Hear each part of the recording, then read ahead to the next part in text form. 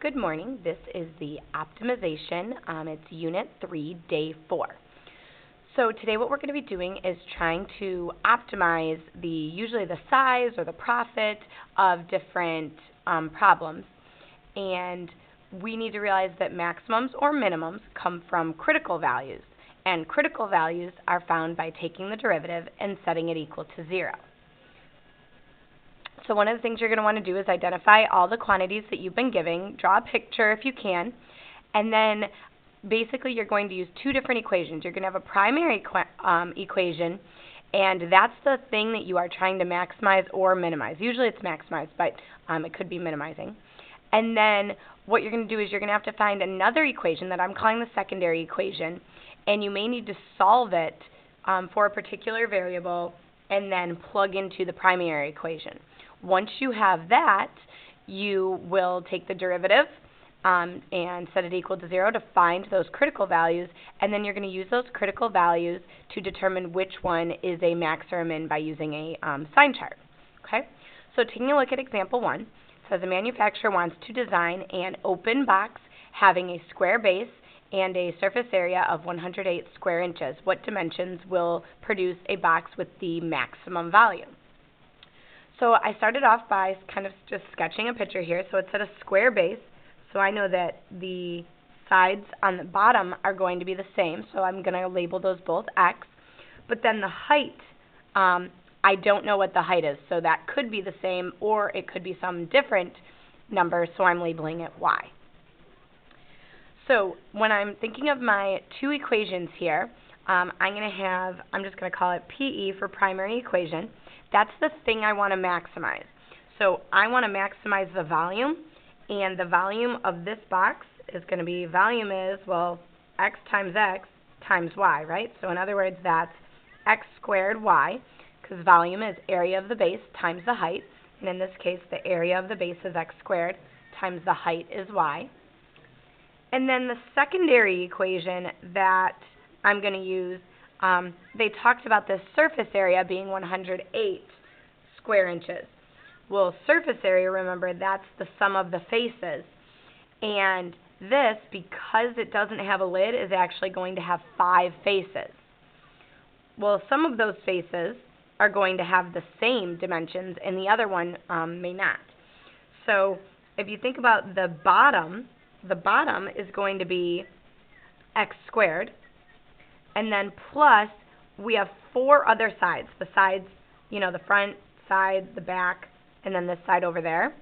And the area of each of those is going to be X times Y. And we know that that equals 108 because that's what they told me in the problem. So I have these two equations here. And so what I want to do, it doesn't matter really what you solve for. You're going to look at your secondary equation and be like, well, what variable would it be easy to solve for? So in this one, I'm going to solve that for Y. Okay, so I'm just going to solve for Y.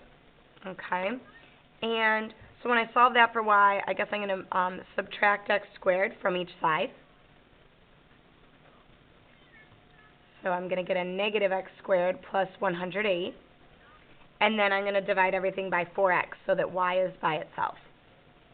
So I'm actually probably going to write it as 108 minus X squared, okay, all over 4X. So let's see, I identified my quantities, I drew a picture, I wrote the primary equation, good, and I reduced, this is the part that I'm doing now, number 3. So once I have this by itself, I'm going to take this and plug it in for this Y. See how there's a Y here? So in other words, you're just going to kind of take this, and then you're going to replace it into the other equation. Okay? So now I'm just going to plug that in. So I've got volume equals, I still have this X squared, but then instead of a Y, I'm going to write down this. So obviously, be careful with your parentheses there.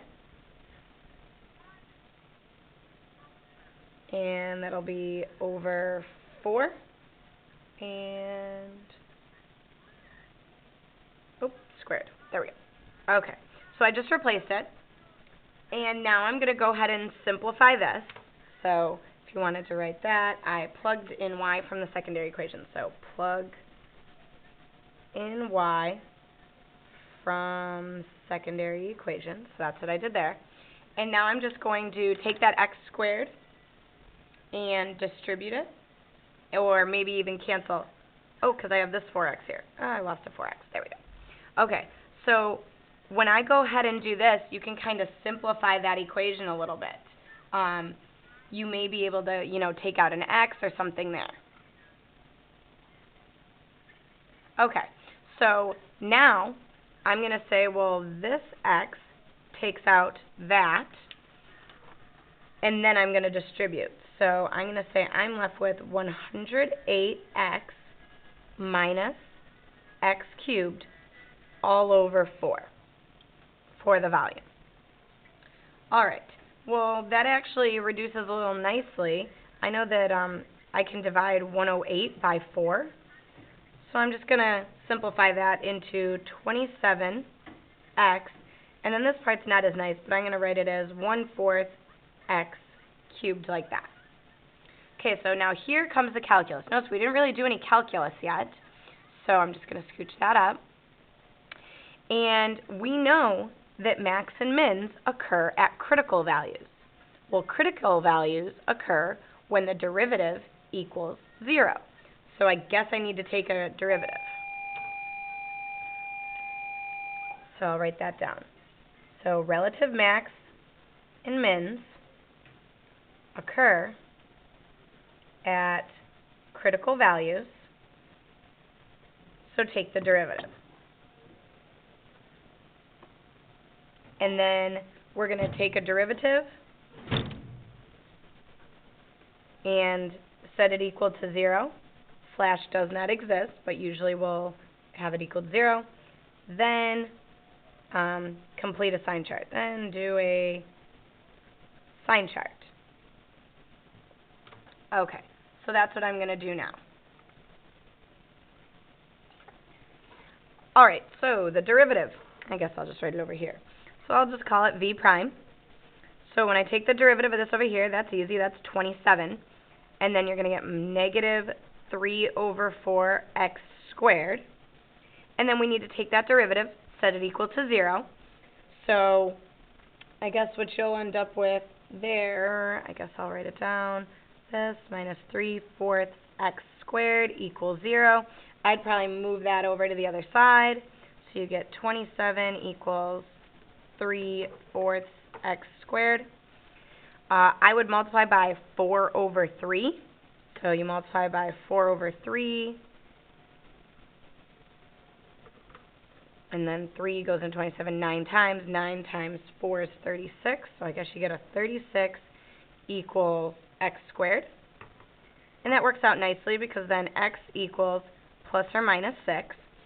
Now, technically, okay, negative 6 is a critical value. But because we're talking about dimensions of a box, it doesn't really have any meaning to us. So we would reject that. But one thing you do need to be careful is when you set up your sign chart, I still put negative 6 on the sign chart because, remember, we want to plug in something, on either side. And if you plugged in something like way over here, that could mess up your sign chart if you don't pay attention to that. So I set up my sign chart. Remember, we're plugging into the derivative. I care about the positivity of the derivative. It's going to give me information about the original. And so when I plug in a number, like 5, right? 5 would be to the left there. So when I plug 5 into the derivative, okay, I'm going to get a positive output because 5 squared, so 25 times 75 there, okay? So plug that in, and I get a positive and then a negative here when I plug in 7, okay? And so what does that tell me? That tells me that the original function was increasing before it got to 6 and then decreasing after 6. So that means that 6, since the original function goes from increasing to decreasing, that is in fact a relative max. Okay? And then I make sure you answer the full question. Okay? So answer the full question. the question says, what dimensions will produce a box? So I actually need to know the dimensions of the box. So x equals 6. Now I need to go back and figure out what y is. So I'm going to go ahead and plug back into that secondary equation over there. So that would mean 6 squared plus 4 times 6 times y equals 108. Okay? And then kind of clean that up, you get 24 y equals 72, I think after a little algebra there. And that means that y equals 3. So my box is going to be 6 by 6 by 3. And that will have the maximum volume for this box. And I didn't write it in here, but again, you could say some sort of a concluding statement there that, you know, a relative max occurs because the derivative goes from positive to negative. The original function goes from increasing to decreasing. Okay? All right, so that is an example of an optimization problem. Okay, so now we're going to take a look at example 2, and it says, which points on the graph of y equals 4 minus x squared are closest to the point 0, 2? So the first thing I did was just kind of do a quick sketch. So we know that's a parabola opening downwards. It shifted up 4. So I sketched that, and then it's concerned about the point 0, 2, so that's this guy right here. And I want to know, you know, where on the graph are you closest? So basically mine is not exactly drawn perfectly, but we want to know this distance right there. You know, the closest part on the parabola, whatever that is, when is that little green line going to be a minimum? And I could, you know, kind of swing that line in any direction, but we're trying to minimize it. So again, the concept, like why is this a calculus question, is because we know that max and mins, relative max and mins, occur at critical values. Critical values occur when the derivative equals 0. So we need to set up an equation and get it so we can take a derivative of it. So there's two equations that I can think of here, okay?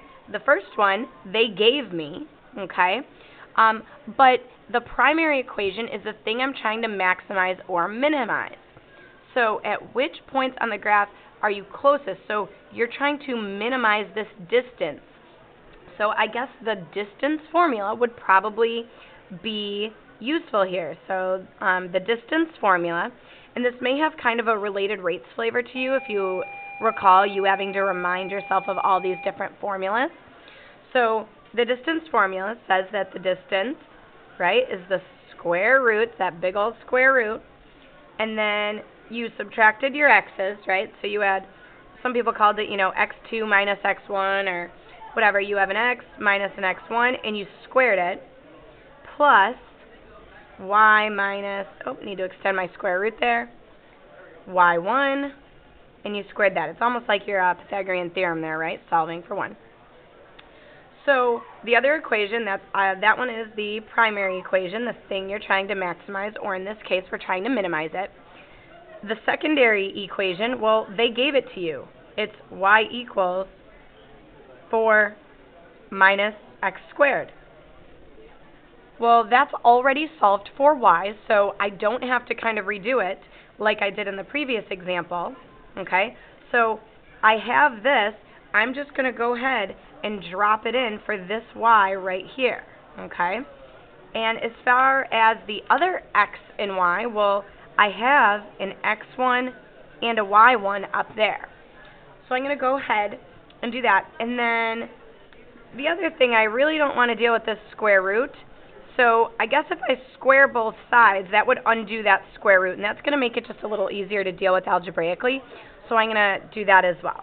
So I'm going to say d squared equals, I'm still going to have this x, but it'll be minus 0 squared, plus y, I'm replacing with that from the secondary equation, and then minus y, that's minus 2 squared. And again, that square root's gone because I went ahead and squared both sides.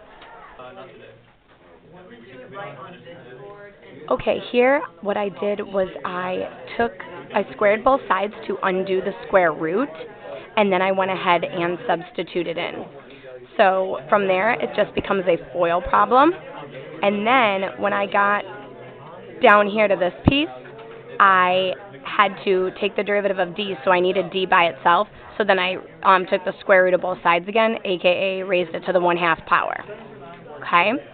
Then you take the derivative using chain rule, and when you use chain rule, so you're going to do 1/2, recopy, decrease the exponent by 1, times the derivative of the inside. Keep in mind here, you need to take that derivative and set it equal to 0 or when the derivative does not exist. I don't need to worry about that derivative not existing because that square root is always going to be positive there. It won't ever be 0. So I was okay there. So take that derivative, set it equal to 0, put those critical values on the sign chart, and then check to see which one is a relative max or min. You could have also chose to use the second derivative test there.